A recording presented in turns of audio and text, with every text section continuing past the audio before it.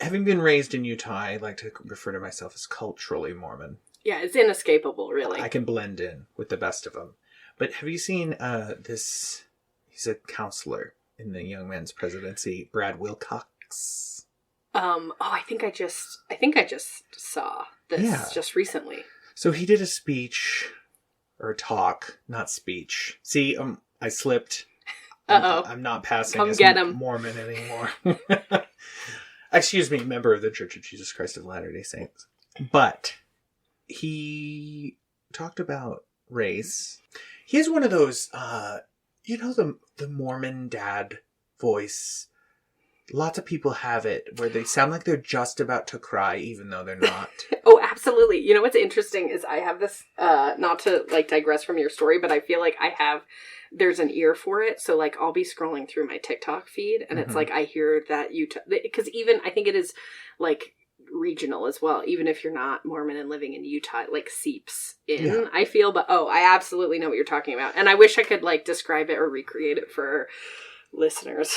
Yeah, well, and his is a little gravelier, but you remember, this is going niche, but Thomas S. Monson always had that, when I was a boy, and his head would tip from side to side. Mm-hmm. It's kind of that, but this guy's a little gravelier. Yeah. But still that intonation is there. Okay, so I looked it up. He is a lead. He's in the leadership of the church. Yeah, he's the young men's counselor. Okay, gotcha. All right, that makes sense. The young men's presidency. So he's a top leader. Gotcha. I thought you were talking about he was the young men's counselor at the local ward. Down no, sorry, for the worldwide church. Yes. Oh God. Okay, that makes this even worse. He said he was kind of talking about how people make issues too complex, and he's people say why didn't the blacks get the priesthood until the 1970s, and he's people should really ask, why didn't white people get it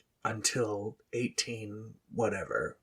And it's wait, what? I mean, they didn't get it because it wasn't invented by Joseph Smith before that point. But frankly, isn't that the question they don't want people asking? Right.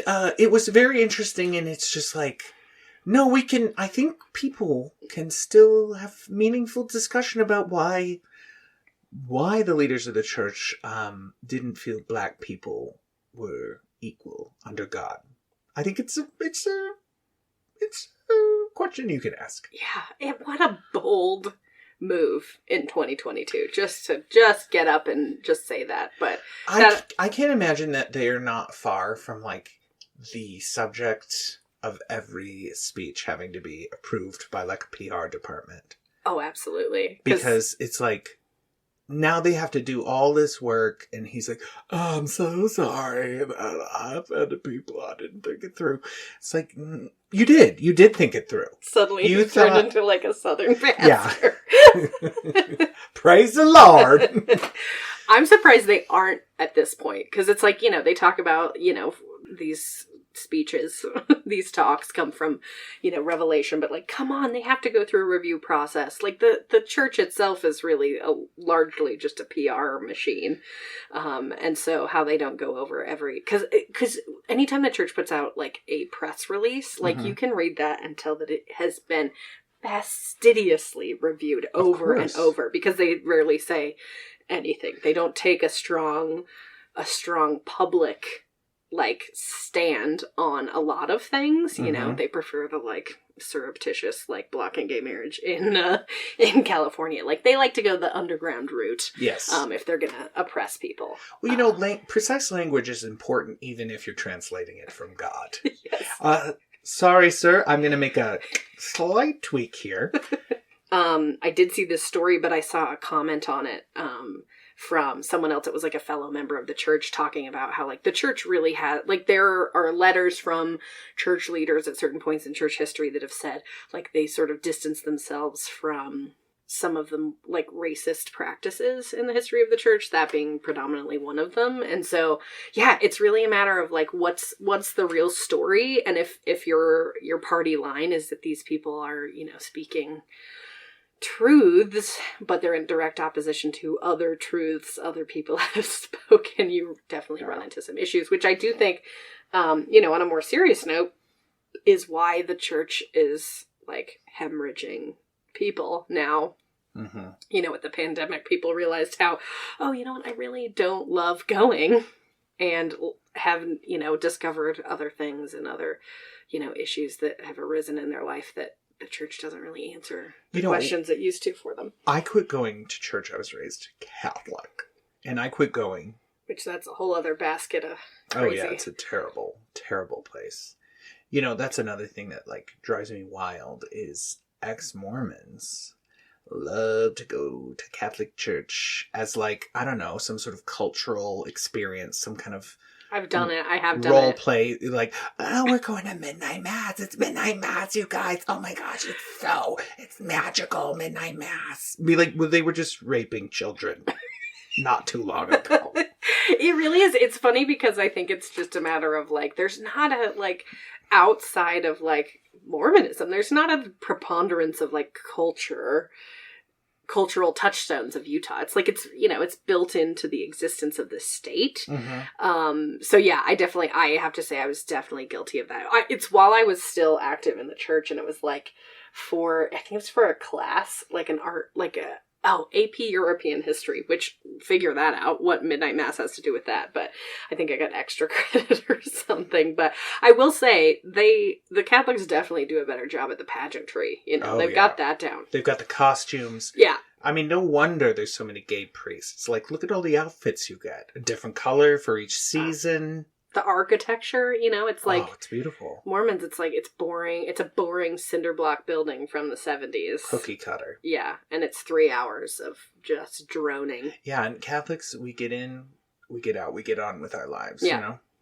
But it's also a terrible, oppressive, fucked up religion. Exactly. Wow. Well, we went a little deep there. We did. Deep cuts. See, again, this is just, we're multifaceted here. We are. We laugh, we cry, we eat, we pray. We cry. laugh. I don't think I've ever seen you cry in my life. Have you cried?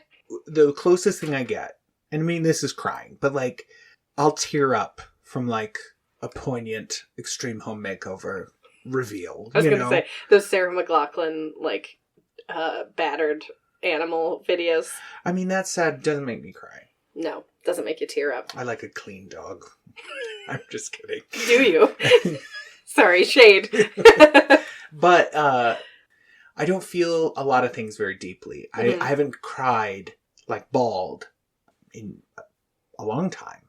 But I experience emotion. Like, I could watch What Would You Do with John Quinones on ABC. Oh, uh-huh. And like somebody's like kind moment makes me tear up. Yeah. So I experience it. And I'll be like laying in bed. It's like 3 a.m. I have to work in the morning, and I'm like crying watching What Would You Do? Although I'm certain I can spot an overacting waitress from a mile away, and I'm going to be like, where are the cameras? Where's John? This is What Would You Do? I know it. I know I would spot it. Uh-huh. Tracy the waitress would be... I'd see her. Yeah, I don't think they're like getting the best acting talent for What Would You Do? You know, like, but you also, what does the call like, for that look like? Right, but I mean, even Meryl Streep having to be like, why would we let gay people in this restaurant? Like, there's not a subtle way to act. Is that show on CBS? No, it's on ABC. Oh, okay. Because I was going to say that, like the idea of someone, like, refusing service to someone because they're gay feels very, like, middle America, which I feel like CBS is television for the middle states. Being in a middle state, it's very popular here, but... Yeah. Salt Lake's not a flyover state, though, because people usually have to change planes here. Yes, that is the only stipulation. Yeah. Greatest snow on earth. Anyway. I want to circle back. Do you cry? I don't think I've seen you cry. I don't cry, like, in front of people a lot. Like, I'm not a public crier, for the most part. Like, what gets, like, movies do get me. I will say I cry a lot more now than I used to. You know, things have happened to me in my life as an adult that, like, you know, I feel I'm more emotional and more in touch with my emotions. You know what gets me on the regular? Like, what will, without fail, is Pixar movies, which I feel like progressively get more and more. It's just, like, emotional exploitation at this point. That, like, there's gonna be a point in the movie that is gonna make your adult itself cry. Yeah. Like, children are like, this is boring, let's get to the fun part. But, the parents are crying in the corner. Like, Up, that made me cry. Oh, forget about it. Up was good, but I didn't cry. Oh, my goodness. I can name, Louis Black, though. Honestly, I can name more. That was Inside Out. But I also cried. Oh, I was thinking of it. No, Up with the balloons and the old guy. That was a little emotional. Yes, when the old lady died. Yeah. Spoiler alert. How many years later?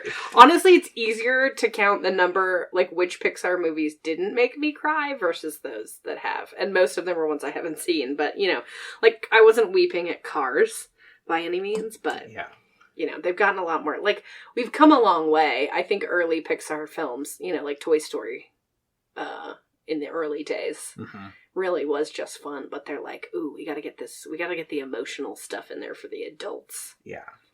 And it works. It works. So, have you been watching, let's talk about the Olympics. Big thing that's happening right now. Have you been watching much of the coverage of the Beijing Olympics? I have watched a little coverage. I have not watched many events. But Nathan Chen from Utah, or of Utah, is he from here? Is he of here? I don't know. I actually don't know precisely what his connection is, but figure skater, right? Yeah, figure skater, and he just broke the record for his men's figure skating. That's exciting. His score, yeah. So, and of course, COVID is like running rampant. People are like trying to get their medals in before they have to drop out because they probably tested positive. Have you? I mean, I haven't heard a lot about that. I know that they're in, the idea was like a bubble, like no friends, no family, no spectators beyond. Are there local spectators? I'm not actually sure, but I know for them, like there's no international. I don't believe so. People. Gotta keep it safe. Empty arenas. Yeah. Which it's funny that, like, I understand the purpose of the Olympics is like, or Olympic athletes is like excelling to the top of your sport and representing your country.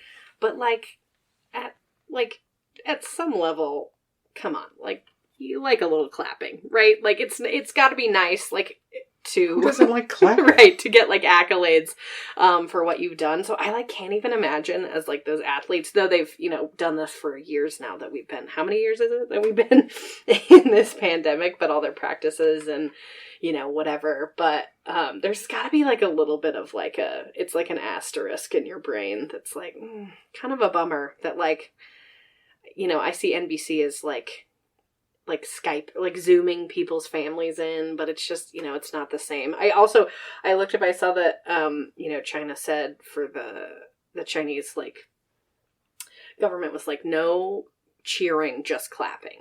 Don't cheer for people, just clap, because, they don't want people spraying more particles into the air. Anyway, so, with the bubble, I've heard about all these protocols. It's very fastidious. People can't leave their, even go outside of their hotels or outside of the buildings, that are, part of the bubble. But, are there cases happening?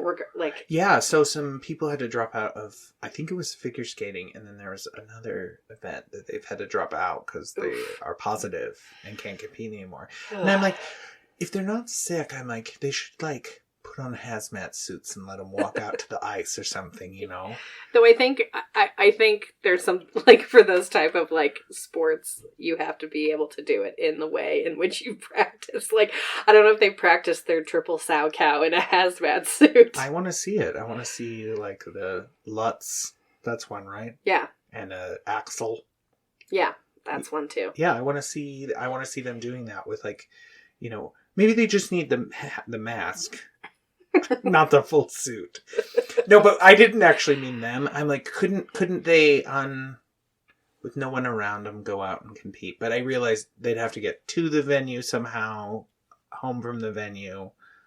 You can't do that if you're positive. Well, and that's what's crazy about it is the fact that, despite, the bubble, despite, I think they're getting, daily PCR tests, and all of these mitigation efforts, there's still people that are getting COVID, and it's it's just wild.